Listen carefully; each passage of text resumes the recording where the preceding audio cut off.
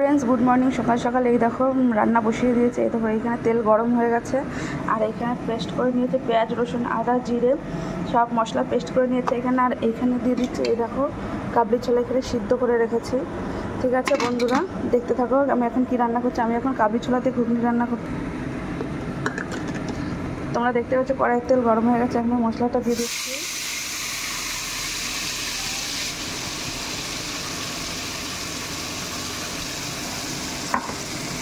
মশলাটা ভালো করে কষিয়ে নেব।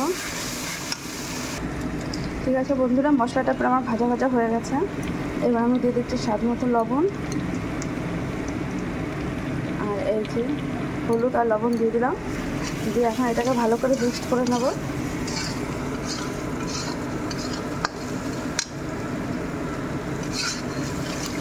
তোমরা দেখতেই পাচ্ছ মশলা থেকে আমার তেল ছেড়ে গেছে। এই যে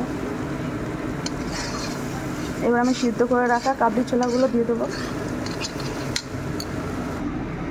এই যে আমি এখন সিদ্ধ করে রাখা কাবলি ছোলাগুলো দিয়ে দিয়েছি। এখন এটাকে ভালো করে নাড়িয়ে নেব।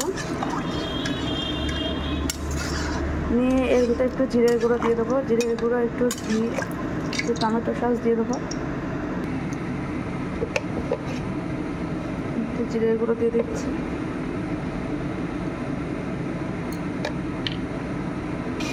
এই যে তোমরা দেখতেই পাচ্ছ, এই যে লাল লাল টমেটো সস দিয়ে দিয়েছি। এবার এটাকে ভালো করে মিক্স করে নেব। কালারটা খুব সুন্দর এসছে।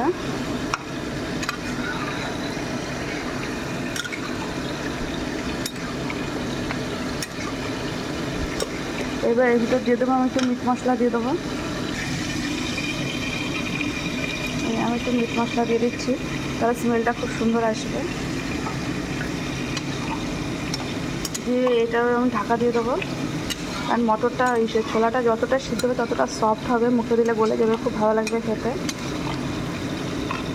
এই দেখো আমার এখন রেডি হয়ে গেছে কাবলি ছোলার তরকারি। এই যে বাটিতে তুলে নিয়েছি, আর তার সাথে করেছে হচ্ছে পরোটা। তোমরা প্লিজ কমেন্টে জানিও কে কে কাবলি ছোলার তরকারি দিয়ে পরোটা খেতে ভালোবাসো।